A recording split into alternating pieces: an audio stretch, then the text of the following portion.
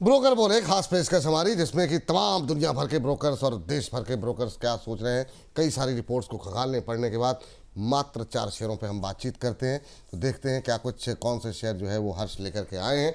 हर्ष, कहाँ से आगाज करें आज के कार्यक्रम का? जी, आगाज़ हम लोग ऐसे स्टॉक से करते हैं जिसमें एक तेज़ी देखने को मिल रही है। पेट्रोनेट एलएनजी की बात कर लेते हैं यहाँ पर हम लोग, और न्यूमरा की रिपोर्ट है। यहाँ पे खजारी की सलाह 360 रुपये के प्रति शेयर के भाव के इन्होंने लक्ष्य दिए हैं। यहाँ पे सबसे पहले देखिए इन्होंने कहा है कि जो डील होती हुई दिखी है ओएनजीसी के साथ 15 साल के लिए, काफ़ी ज़्यादा इनको ये पसंद आ रही है। आने वाले क्वार्टर्स में इसका फ़ायदा मिलता हुआ दिखेगा। इनका ये मानना है यहाँ पे अनलोडिंग, स्टोरेज और हैंडलिंग जो तमाम इस पूरी डील में शामिल है, उससे कंपनी की जो कैपेसिटी है सिर्फ बढ़ती हुई दिखेगी यहाँ पे। और इनका कहना है कि रेवेन्यू जो है, आप ये समझिए 15 सालों में 5000 करोड़ से संभावित रेवेन्यू की संभावना जताई जा रही है यहाँ पे। कामकाजी मुनाफे की बात करें तो इनका मानना है कि कामकाजी मुनाफा भी 140 करोड़ से बढ़ता 275 करोड़ आने वाले सालों में वहाँ तक देखने को मिल सकता है यहाँ पे। ओएनजीसी जो है वो सालाना 600 किलो टन पर एनम जो है यहाँ पर जो इसकी क्षमता है पेट्रोनेट के हिसाब से, वो सुविधा जो है वो बुक करती हुई दिखेगी पेट्रोनेट एलएनजी के हिसाब से। तो ये तमाम जो डील होती हुई दिखी है इसको काफ़ी ज़्यादा ब्रोकरेज को पसंद आ रही है। चलिए, ये बात पेट्रोनेट एलएनजी को लेकर के निकल करके आ रही है 360 के लक्ष्य। प्रदीप सर, देखिए जरा पेट्रोनेट एलएनजी क्या संभावनाएं यहाँ पर दिखाई दे रही हैं। क्या आप यहाँ पर जो है सलाह देंगे, सहमत हैं इस रिपोर्ट से न्यूमेरा की?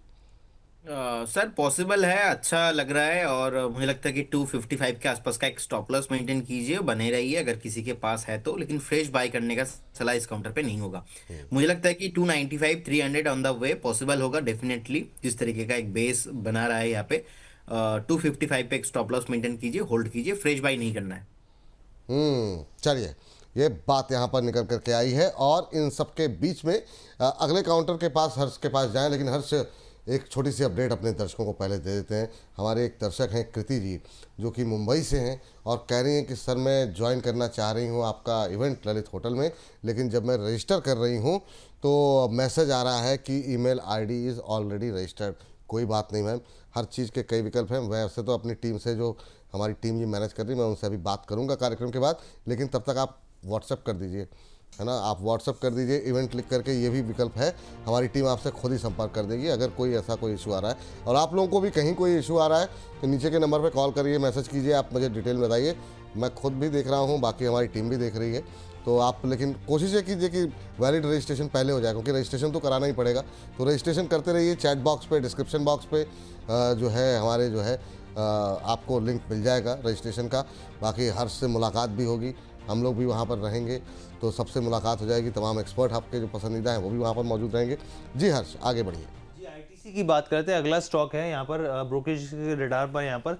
और अगर हम लोग देखें यहाँ पर तो मैक्वारी की रिपोर्ट है, आउट परफॉर्म की रेटिंग है और 500 रुपये इन्होंने दिए हैं यहाँ पर टारगेट, यानी कि मौजूदा भाव से करीब करीब 100 रुपये ऊपर ये मान के चल रहे हैं स्टॉक के भाव। और इनका सबसे पहले कहना है कि फंडामेंटल इनको काफ़ी ज़्यादा मजबूत हैं लग रहे हैं। इनको वैल्यू अनलॉकिंग का मौका आगे देखने को मिल सकता है यहाँ पे।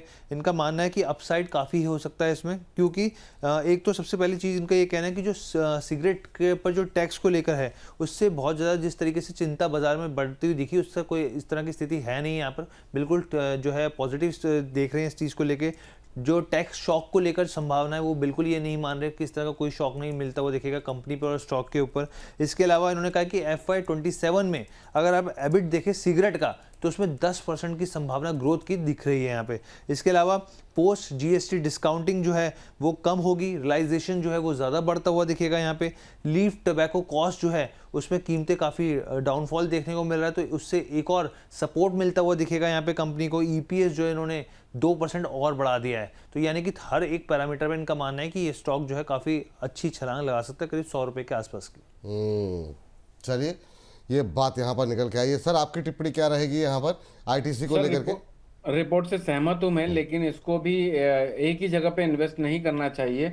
मैं 3 जगह बताता हूं। एक तो करंट मार्केट प्राइस में 25% अपना इसको इस आईटीसी को अलोकेट कर सकते हैं। बाकी 385 और 370 के आसपास 25% ऐड कर सकते हैं। टोटल 75% आपका ऐड हो जाएगा। और 75% ऐड होने के बाद अगर वापस से आज के भाव के ऊपर निकलता है, बजाय रहने 415 के ऊपर निकलता है, तो वहां पर जो बचा कुछ है 25% पैसा वापस से थोड़ा महंगा इन्वेस्ट कर सकते हैं। 500 रुपए आज नहीं तो कल लगेगा, लेकिन इसको मुझे ऐसा लगता है कम से कम 1.5 साल देने पड़ेंगे इस टारगेट को अचीव करने के लिए। 356 रुपए का मंदा नहीं लगता है ये। चलिए ये बात यहाँ पर है और अगली कंपनी के लिए चलते हैं हर्ष के पास। हर्ष बताइए। जी, JSW स्टील की बात कर लेते हैं, अगली कंपनी है यहाँ पर। देखिए यहाँ पर JP मॉर्गन की रिपोर्ट है, ओवरवेट की सलाह और 1250 रुपये का इन्होंने यहाँ पे लक्ष्य दिया है। सबसे पहले इनका कहना है कि जो जापान की JFE जो स्टील कॉर्पोरेशन कंपनी है उसके साथ Bhushan and power steel limited को लेकर जो JV की गई है यहाँ पर, वो इनको काफ़ी पॉजिटिव लग रही है। अपने दर्शकों को बता दें कि 50-50 की जॉइंट वेंचर होता हुआ दिखा है यहाँ पर। और आप ये देखिए जो डील की वैल्यू है वो करीब 53,000 करोड़ है। इनका ये कहना है कि इस डील के बाद अगर आप एंटरप्राइज वैल्यू टू एबिटा देखें FY26 के लिए तो 17x पर वो स्थिति ट्रेड करती हुई देखने को मिल सकती है। और उसके बाद अगर आप 2027 में जाएं तो 11x पे काफ़ी ट्रेड करती हुई दिख सकती है, जो काफ़ी ज़्यादा आकर्षक है। उसके बाद इन्होंने कहा है कि बैलेंस शीट जो है इससे JSW की और मजबूत होती हुई दिखेगी। यहाँ पर वैल्यू एडिड प्रोडक्ट जो है वो और बेहतर होता हुआ दिखेगा। यहाँ पे प्रोडक्ट मिक्स जो होता है, डाइवर्सिफिकेशन, वो एक बेहतर विकल्प यहाँ पे उभर के आएगा।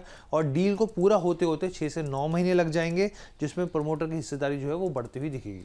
चलिए क्या नाम है प्रदीप सर, आपका डिस्क्लोजर और अगर आप इस पर टिप्पणी करना चाहें। देखिए, मुझे लगता है कि बिपुल जी जिनके पास पोजीशन है उनको बने रहना चाहिए। एंड ओवरऑल देखेंगे चार्ट में भी अच्छा खासा एक पैटर्न है, आप ट्रेंड में है। और मुझे लगता है कि इजीली 2200 जो 1250 के आसपास ये टारगेट आ सकता है। इनफैक्ट उससे भी ज़्यादा मुझे लगता है कि 1350 1400 का भाव भी आ सकता है, क्योंकि रिसेंटली एक बाइंग अपॉर्चुनिटी भी आया था और वहाँ पे अगेन सपोर्ट लिया है और फिर से बाउंस बैक दिखाने के लिए रेडी है। आप जिनके पास पोजीशन है बने रहिए, फ्रेश बाइंग भी यहाँ पे रिकमेंड रहेगा।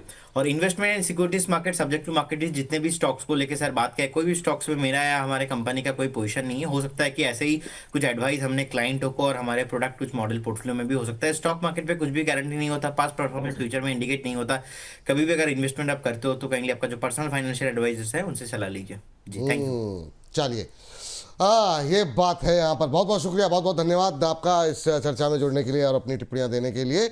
और अब वक्त हो गया है आज का आखिरी महत्वपूर्ण शेयर जानने का। तो हर्ष बाबू के पास चलते हैं और समझने की कोशिश करते हैं कि कौन सा है आखिरी शेयर आज का। हर्ष बताइए जी। टाटा कंज्यूमर की बात कर लेते हैं। HSBC की रिपोर्ट है, खरीदारी की सलाह और 1340 रुपये के भाव इन्होंने ये तय किए हैं, संभावना जताई जा रही है इसके ऊपर। सबसे पहले इनका कहना है कि जो डिस्ट्रीब्यूशन नेटवर्क है कंपनी का वो और दुरुस्त हो रहा है और बेहतर हो रहा है और विस्तार होता हुआ दिख रहा है। इसके अलावा वित्त वर्ष 2025 से लेकर 28 के बीच में यहाँ पे ग्रोथ पोर्टफोलियो जो है कंपाउंड एनुअल ग्रोथ रेट के हिसाब से देखें तो 26% की बढ़त जो है इसकी संभावना जताई जा रही है। यहाँ पे रेवेन्यू के हिसाब से देखें, जिस तरीके से भारत में लगातार जो है मांग बढ़ती दिख रही है, GST कंजम्पशन जो है बूस्टअप होता दिख रहा है, इस लिहाज से भी ये पॉजिटिव दिख रहा है। यहाँ पे जो यहाँ पे आने वाले दिनों में यहाँ पे कंपनी जो है कई एग्रेसिव प्लान जो है विस्तार के लिहाज से लेती हुई दिख सकती है, ये एक चीज़ है। और जो इसका P है वो करीब करीब मान के चल रहे थोड़ा सा महंगा इनको दिख रहा है। थोड़ा सा महंगा यहाँ पर लग रहा है। अमित सर क्या राय रहेगी आपकी? सर मैं रिपोर्ट से सहमत हूँ, टारगेट से भी सहमत हूँ, लेकिन एंट्री पॉइंट मैं डिफाइन कर देता हूँ 1085-80 के आसपास लेना चाहिए इसको। 1080-85 मिले तो ये दिए हुए टारगेट 1340 रुपये के लिए होल्ड कर सकते हैं, लेकिन इसके लिए थोड़ा 3 से 4 क्वार्टर का समय देना पड़ेगा, यानी लगभग 1 साल। चलिए ये बात यहाँ पर निकल करके आई है।